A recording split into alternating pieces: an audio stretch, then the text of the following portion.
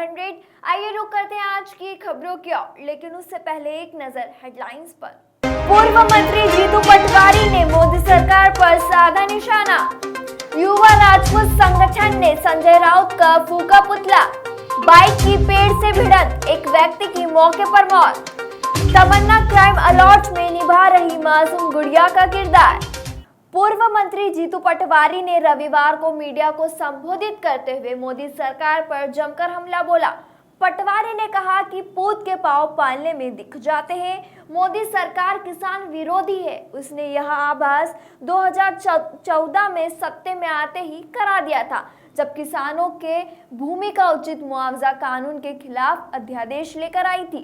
मोदी सरकार के कुछ वक्त दुस्साहस के खिलाफ कांग्रेस ने संसद से सड़क तक एक निर्णायक लड़ाई लड़ी है और सरकार को किसानों के सामने घुटने देखने पर मजबूर कर दिया है। आज फिर मोदी सरकार ने किसानों पर 3 अध्यादेश का क्रूर प्रहार किया है। आज सरकार महामारी की आड़ में 3 अध्यादेश लेकर आई है और आपदा के इस समय किसानों के खिलाफ अवसर में बदलने की कोशिश की है। यह सरकार पहले जमीन हड़पना चाहती थी, अब किसानों की उपज हड़पने के अध्यादेश लेकर आई है।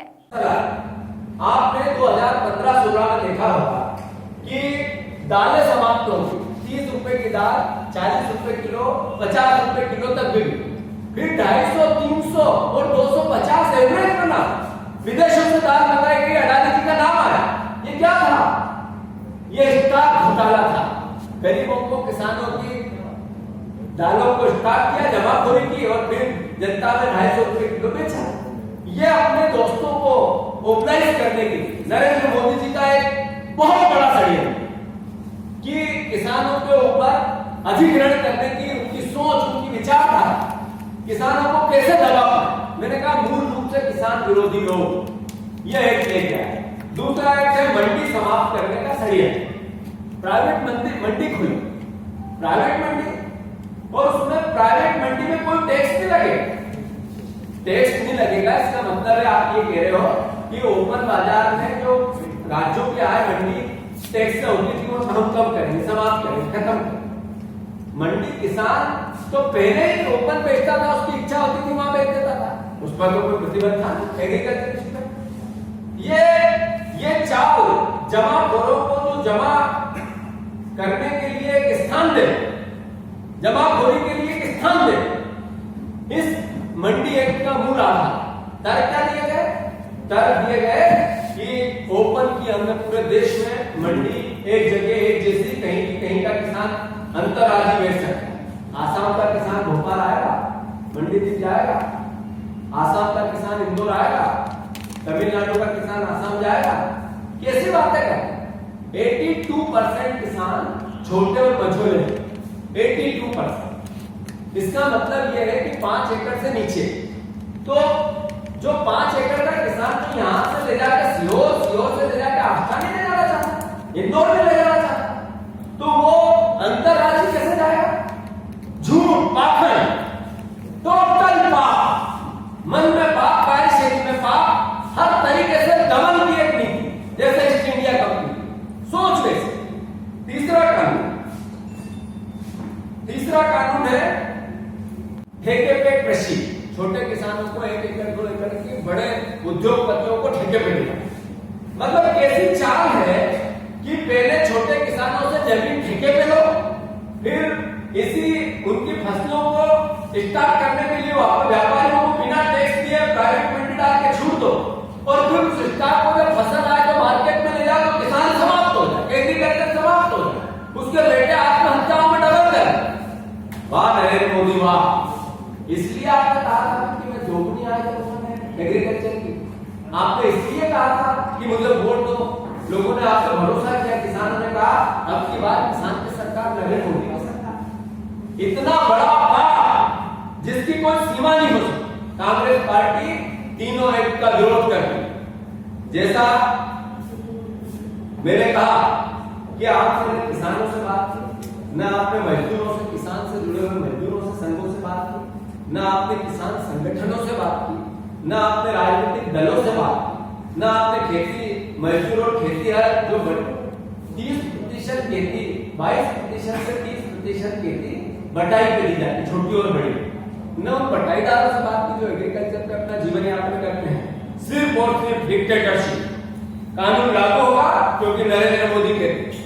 ये मैं समझता हूँ देश के साथ अन्याय है, किसान के साथ अन्याय है।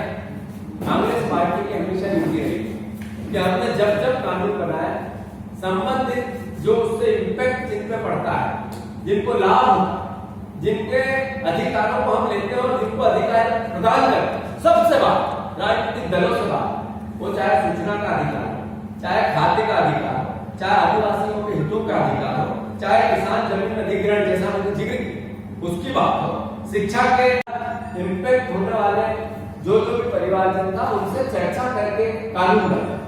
और इन्होंने मनमानी से, मन की बात जैसे करते हैं एक तरफा, वैसे मनमानी से कानून बना। कहाँ है महाराज शिवराज जो किसानों के ऋण माफी की बात करते थे? किसानों के ऋण माफी नहीं हुआ समय पे, इसलिए हम कांग्रेस की सरकार गिरा देंगे। अभी तक किसानों का ऋण माफ नहीं किया। अब अपने हलक से, एक मुंह से एक शब्द नहीं करता।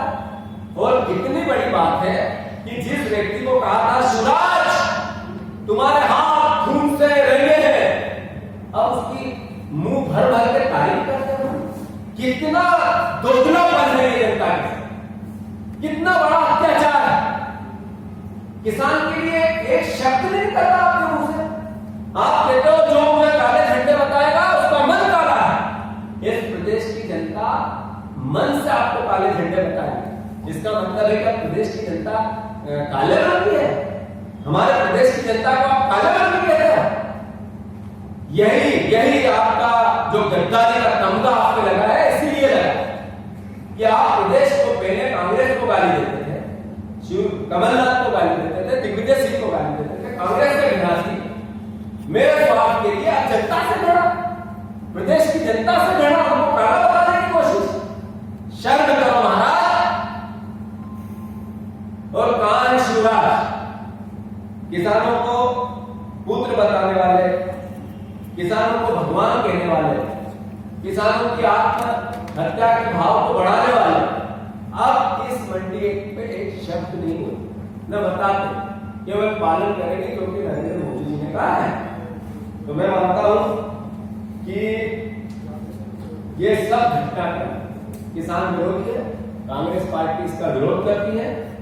समय आएगा तो हम सदन से लेके सड़क, विधानसभा से लेके एक कस्बे तक किसान के हितों की लड़ाई कांग्रेस पार्टी लड़ेगी। जो हड़ताल में किसान यात्रा, दांडी यात्रा इसका निकल उसका हम समर्थन करते हैं। जहां जहां भी देश भर में आंदोलन चल रहे हैं उसका किसान कांग्रेस पार्टी समर्थन करती है। और किसानों का जैसा हमने कहा कि हमारी सरकार आई। भोपाल से दीपक सिंह की रिपोर्ट।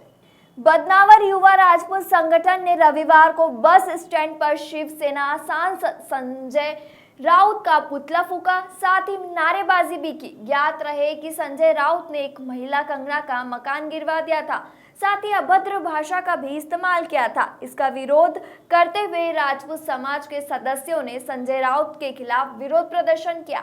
इस अवसर पर युवा राजपूत संगठन के संरक्षक राजेंद्र सिंह पवार, राजू भैया, डॉक्टर भूपेंद्र सिंह जादौन सहित राजपूत संगठन के समाजजन उपस्थित थे। बदनावर से राजेश चौहान की रिपोर्ट।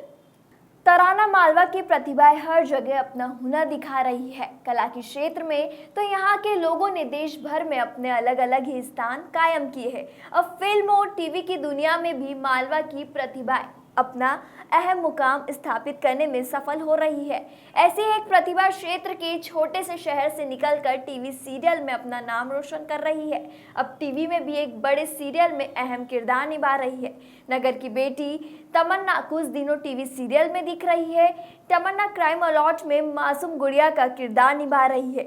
यह पहला अवसर है जब नगर की किसी बच्ची को किसी सीरियल में अपनी कला का प्रदर्शन करने का अवसर मिला है। तराना से अर्पित बोड़ाना की रिपोर्ट। रविवार को उमरिया जिले के कोतवाली थाना अंतर्गत बरतराई मोड़ के पास बाइक पेड़ से टकरा गई, जिसमें श्याम सुंदर द्विवेदी की मौके पर ही मौत हो गई और श्याम सुंदर के बेटे की हालत गंभीर होने के चलते अस्पताल में भर्ती करवाया गया है। पुलिस मामले की जांच में जुट चुकी है। उमरिया से सुरेंद्र त्रिपाठी की रिपोर्ट। अभी के लिए बस इतना ही। बाकी हर खबर, हर अपडेट के लिए बने रहे खबर 100 के साथ, जनता की बुलंद आवाज।